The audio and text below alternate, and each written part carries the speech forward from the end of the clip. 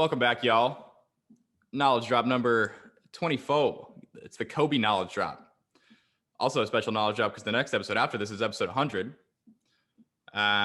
One thing that I did want to bring up, this is not related to this episode, but we wanted to kind of follow up on this a little bit. I think 2 knowledge drops ago, we made an episode. It was episode number 92 called Did We Finally Fix the Facebook/iOS 14 Tracking Issue?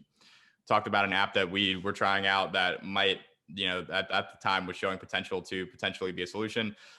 Wanted to update you guys on that and let you know that turned out to not really be a solution. It turns out it basically just double tracks purchases. Is that correct, Scott Mann? Yeah, it was leading to double tracking, which meant that if you're just looking at how many sales are we getting in Shopify and how many sales are we getting on Facebook, the number looked more accurate because Facebook was tracking under 50% of our sales at the time. But when you look at in more detail, it's just double tracking. So it's not adding any value. It's just doubling the fucking figures. So what we've done since then is we've added UTM tracking to our ads. I know that's working for some guys in the dispensary. If you add UTM tracking, you can track it in Google Analytics. There's also ways you can see the source of your conversions in Shopify. Our media buyer wasn't too happy with that solution because it was just too much of a mess to try and figure out. He would have to go back and forth between the ads manager and Shopify or Google Analytics. Because there's no way I know of to send that UTM info back to Facebook. So you end up having to manually match spend to conversions. We've started using a new app just a day ago, so I don't really want to comment on that yet. The hope there is that this app does server-side tracking, which should be able to record all or almost all conversions and send it back to Facebook. The advantage to this over UTM tracking is that we'll see the data in Facebook directly, and also we'll have the data in there to optimize the ad account, to build custom audiences, to do all that other stuff that we want to do with purchase info. So I've seen our boy Ads Alchemist tweet about this as well. I can't remember what the option was that he used, whether it was Zapier that apparently can do this, or just sending it back as a custom, or sending it back to Facebook via an API. But there's a couple different options for doing this apparently. We've just started, so we'll keep you all posted how it goes. We certainly will. So that's the little update on the Facebook iOS 14 stuff. A hot topic these days. Pretty annoying. We're working on solutions, but yeah, we'll keep you guys updated. You guys will be the first to know when we've got something that seems to be working. And I mean, in the meantime, if you're trying to manage ads with like a 50% attribution of purchases, it's far from perfect, but what you want to do is just double the purchases. Like if 50% are being attributed, double whatever the number of purchases Facebook is showing on an ad set and assume that that's the correct number. Of course, that's not correct, but it's the best assumption that you have with the info given. Yeah. Yep. Okay. Well, that's the update. Let's hop into this actual topic of this episode. We wanted to update you guys on the new brand that we started about a month ago. It's actually more like 3 weeks ago that we actually started it. We started testing a little bit before that, but just wanted to kind of walk you guys through what we've been doing with this for the last few weeks. I think it might be pretty helpful for you guys to see how this process works when we're actually doing it. And I don't know, might be able to glean some stuff that will help you when you're in this kind of testing phase where you're just starting to build a brand, just starting to test a product, et cetera, et cetera. So I think we mentioned this a few weeks ago that we had recently started working on this brand. We started testing it about 3 weeks ago, and so far it's been going pretty well. We started by doing a demand test on a separate store that we have that we use for product testing. It's not a general store because it's in the same, it's all in the same market, but we tested it on there. just wanted to see if there was actually any demand, if people actually wanted this. It was very simple, very basic Shopify product page, spending about $60 a day on Facebook ads, 3 ad sets at $20 a day. The results from that were solid. It was profitable right off the bat. So that basically told us that, okay, well, if, we basically just threw this up, didn't really put a whole lot of work into it, and it was profitable. So that's a really good sign whenever that happens. If something's profitable right off the bat and you've put in minimal effort, that's a pretty solid sign that there's might be something there. So once we'd kind of validated the idea that way, we built out a separate kind of dedicated store for this product, for this new brand. It was only, even right now, it's only one product. It's a quote unquote one product store. Again, pretty simple stuff, pretty simple store, pretty simple Shopify product page. We just separated it from the testing store because it was showing promise, and we were kind of ready to, move on with the next step. So what we did next was just build out that store, get ads up, and continue testing with Facebook ads with the same kind of strategy: 3 ad sets, $20 a day each, $60 a day total. We're fulfilling from AliExpress, just basic AliExpress dropshipping, Oberlo, AliExpress, super, super basic. Over the last few weeks, we've been testing different offers, different ad creatives, and different angles to kind of, essentially, like, what we're trying to do is just get the results pretty consistent at a decent ROAS, because that's what you need in order to keep a brand running and to make money. You got to get the results consistent. You want to be making consistent profit at a low scale. And the way that you do that is by testing a lot of stuff, trying to improve what you're doing. And that's basically what we've been doing. We've tested a few different offers. I don't know if I want to go into the specifics of the offers because that's a little too specific. But I've been testing different offers, see which one converts better. We've tested a few different ad creatives with different angles. And we're just kind of like taking stock of things, just trying to find the things that work best. The results have remained pretty consistent. It's not been insanely profitable, but it's been like at least 20% profit margins profitable. So considering that, after, it's been consistently making profit for, I don't know, probably after like 2 weeks, 3 weeks or so, we decided to place a bulk order with our sourcing guy. I was going to say our sourcing agent, but he literally, like, he works for us full time. So, we got up with the factory, we placed a small bulk order, I think of like 250 units. Is that right, Scotty? Believe so. 200 or 250. Yeah. So just a small bulk order, like nothing too crazy. Not trying to like go full risk on quite yet. And then we had it shipped to our dropshipping agent in China.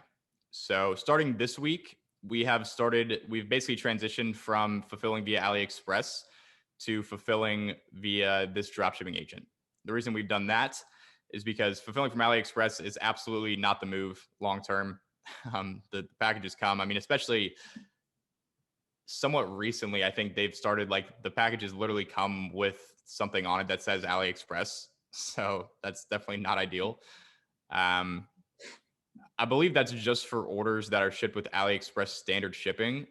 Don't quote me on that, but I believe that is the case.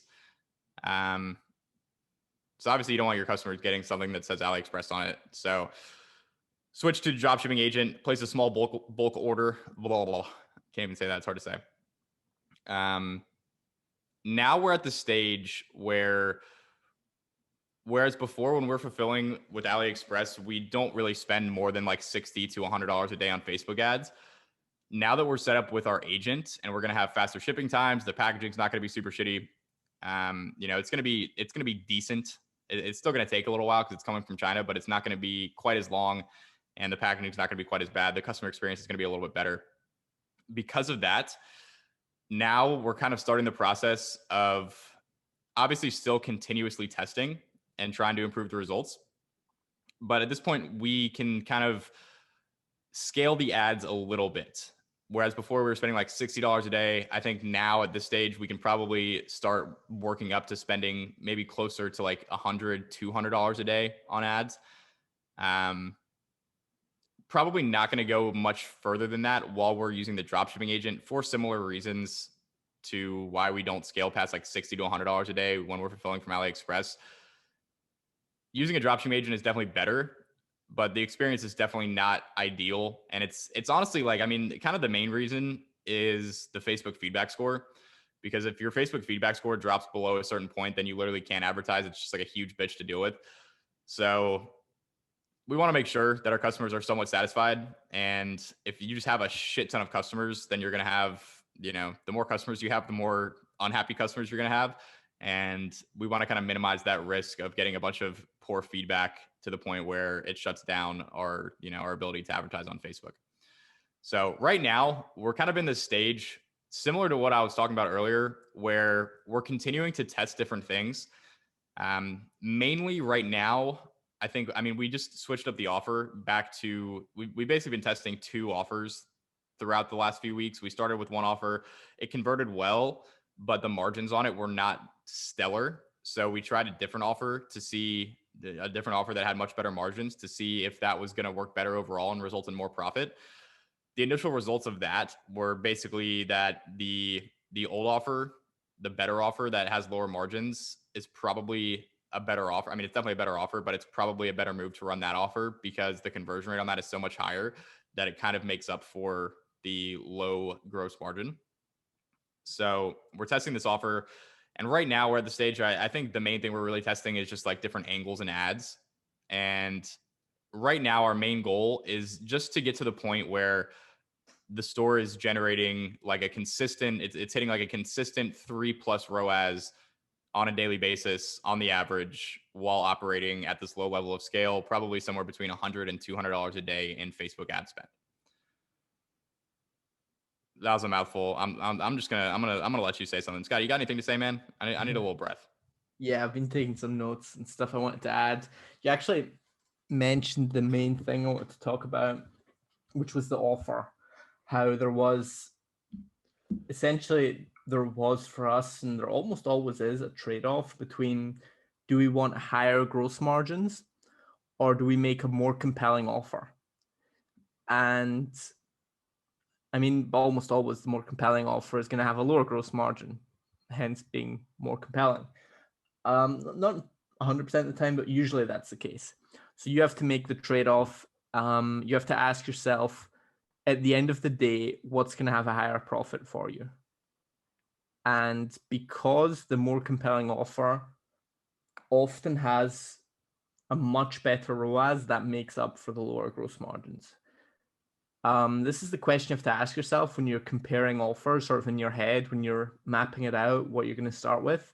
But then if you test one thing and it works or kind of works, and then you want to test a different offer, you can also just test them both and then evaluate it. I think in our case, we're going to opt for more sales at the lower gross margin at a higher ROAS. I think especially getting started, if you can get more sales, that's going to be better rather than fewer sales at a slightly higher gross margin, assuming that the net margin is similar. Just gives you more data, lower CPP. You're going to get to lookalikes quicker. It's going to be easier and quicker to kill ad sets that are unprofitable. So if you're testing 2 offers and the net margin ends up about similar, I would go with the one that has a lower CPP. The other thing I wanted to add was about sourcing. So we ended up sourcing via our main guy, our employee. We also asked our agent to source the same product for us. It ended up being way more expensive if he sourced for us versus us sourcing ourselves, which I thought was interesting. Kind of vindicated us, or proved once again how valuable it is to have a guy who's just doing the sourcing for us. So that was super interesting. But then we're still having the agent ship for us. So you can have direct contact to the factory, but still have an agent in China ship for you. Like, all the agents I've talked to or worked with are cool with doing that.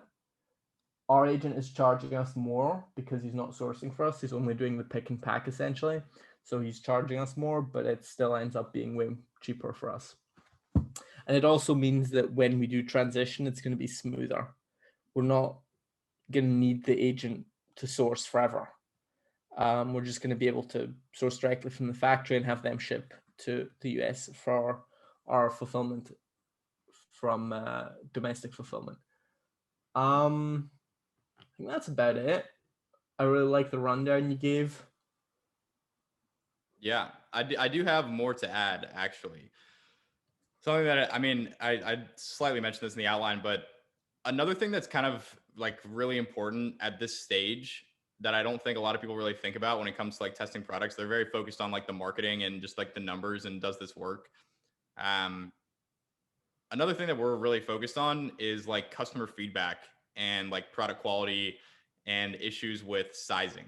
Because, I'll give you a hint. This is in the apparel market. It is something that you wear. And when people wear things, obviously they have to fit them. And sizing is really important. And sizing can be difficult with when you're selling stuff off AliExpress because it's most of the time sized in like Chinese sizes, which tend to be like a size or two smaller than US sizes.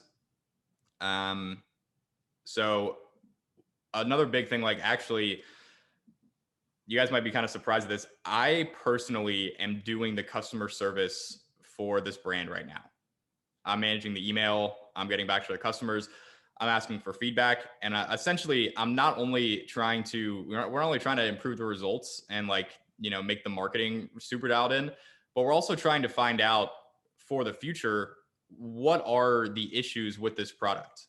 You know, people want to buy it, awesome, but if people buy it and they get it and then they're unsatisfied with it for whatever reason and they want a refund, then all of a sudden you didn't make that sale. All of a sudden you just spent money on ads for nothing, and you want to avoid having a lot of refunds and returns. So in this stage, we're really like kind of focused on figuring out what we need to do over the long term, whether it's do something different with the product, have the factory make it a different way, do something different with the sizing, anything that any sort of customer complaint, anything that is going to be valuable to us in terms of how can we actually improve the product or improve the process or, anything like that. This is the stage where we're really focused on that, because at this stage, it's not a big deal if there's issues, because the worst thing that's going to happen is you're going to have to, issue a bunch of refunds. And when you're operating at low scale, it's not going to be that much money. But we basically, we want to figure out if there's any issues before we place a bulk order, before we have a bunch of units in the US, before it gets very difficult to make these kinds of changes. Once you order inventory, it's very difficult to make, it becomes a huge bitch to make changes to your product, to, the way that you're doing things, et cetera. So that's a big part of it. You got anything to add on that part, Scott, man? Not really. I would agree with all of that. Obviously, we know from very recent experience how much of a bitch it is to change stuff once you have US inventory. A lot of the time, it's not even hard. It's not a hard fix, but it just takes so fucking long. And then you have a period where you need to make this change, but you're still waiting on the sample. And then you've placed the order, but you're still waiting for it to be delivered. And then it delivers, and now you have two variations in the inventory that are technically the same. And it just creates a lot of headaches and a lot of stuff to figure out logistically. So the earlier you can spot issues, the better. I would agree. And And then I guess the next I step. also think a lot of people cop out too easily. Like they just say, well, we're drop shipping from China, or we're shipping from China. These products are going to be shitty. A lot of the time you could fix it if you didn't just accept that it's whatever. A lot of the time customers give you valuable feedback that you just dismiss. So some people get super down on the whole shipping from China or Chinese products, and they say, oh, they're all dog shit, which is a cop out. It's like, if they're dog shit, go fix what's wrong with them. And then other people, they see the customer feedback and they're like, oh, customers are just being unreasonable. And neither group goes out of their way to fix it. And if they just did that, their life would end up being so much easier. Yeah. That's a good point. That is a good point. Now, looking forward, like what we're planning to do from here. So we just got the dropshipping agent. We're starting to fulfill through him this week. From here, essentially what we're doing is just continuously testing different ads and angles to try to get the, the ROAS to above 3 on a consistent daily basis. And then once we've kind of gotten to that point where it's consistently like solidly profitable, not just profitable, but like solidly profitable on a daily basis, that's when we're going to order inventory to the US, get set up with our fulfillment center. And at that point, we're going to be shipping from the US, have fast shipping times, have some sort of custom packaging. At that point, that's kind of when the brand becomes real. You're not just drop shipping anymore. Like you're actually building a real brand. And then from there, once we have inventory in the US and our, customer experience is going to be solid and we don't have to worry a whole lot about the Facebook feedback score dropping because of issues that just kind of naturally come with dropshipping, that's when we're going to be able to really start scaling. Up until this point, we've been operating at very low scale. I think like total since we started it like 3 weeks ago or something, it's probably done like 3 or 4 grand in revenue. Obviously not that much. It's a very insignificant number. But that's because we're not trying to make money at this point. We are trying to build the foundation so that over the long term, over the next few years, we can make money. And who knows? At this point, like we don't know where this is going to go. Ideally, this turns into a multi-million-dollar brand like we, obviously are working towards. But there's also the option that there's just some sort of irredeemable issue with this product and we're going to have to do something else. That could also happen. It's really too early to tell at this point. The people who ordered, like when we first started the store, are just starting to receive their orders like this week from AliExpress. So we kind of have to wait to get that feedback. But that's kind of the plan.